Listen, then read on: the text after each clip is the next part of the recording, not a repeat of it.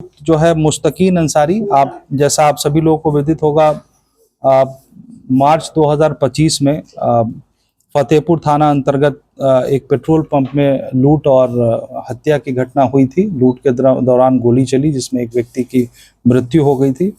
उसमें का एक फरार अभियुक्त है जो काफी शातिर अपराध कर्मी था है, और उसकी गिरफ्तारी गुप्त सूचना के आधार पर हम लोगों के द्वारा किया गया है। उसमें जब इसकी गिरफ्तारी की गई तो उस घटना में शामिल होने की बात बताया है।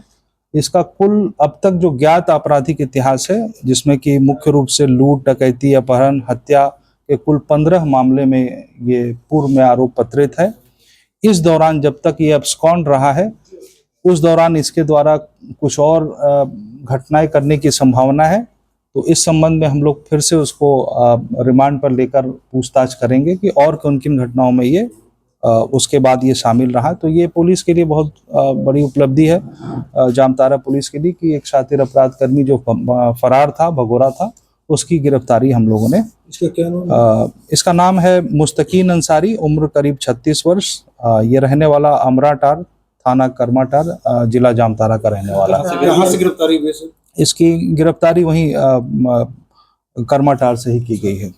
अन्य राज्यों में भी इसका जो आपराधिक इतिहास है, मूल रूप से देवघर, गिरिडीह, जामताड़ा में कुल 15 मामले अब तक दर्ज हैं, और अन्य कहाँ इसके द्वारा घटना के, इसको और हम लोग अभी सत्यापन कर रहे हैं।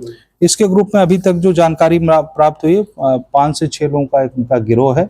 जो यहाँ जो पेट्रोल पंप में जो घटना हुई थी उसमें 3 लोग शामिल थे। इसमें एक को पुलिस के द्वारा पूर्व में जेल भेजा गया, 2 फरार थे जिसमें एक की गिरफ्तारी हुई है।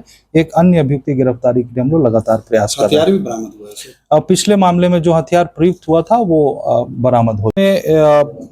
बिंदा पाथर थाना से एक अभियुक्त असमुद्दीन अंसारी, पिता स्वर्गीय महमूद मियाँ, शेखर नवाडी, थाना पालजोरी, देवघर से एक फरार अभियुक्त की गिरफ्तारी हुई है।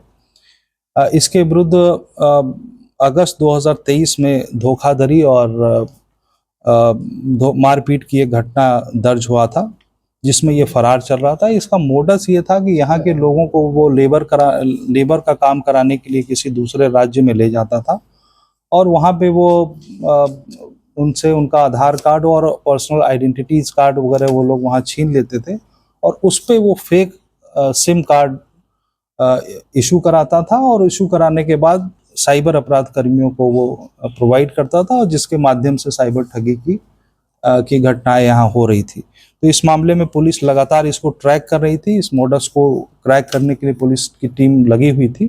उसमें पुलिस को गुप्त सूचना प्राप्त हुई थी कि ये व्यक्ति आया हुआ है, जिसको गिरफ्तार किया गया है, और आज इसको हम लोग जेल भेज रहे हैं।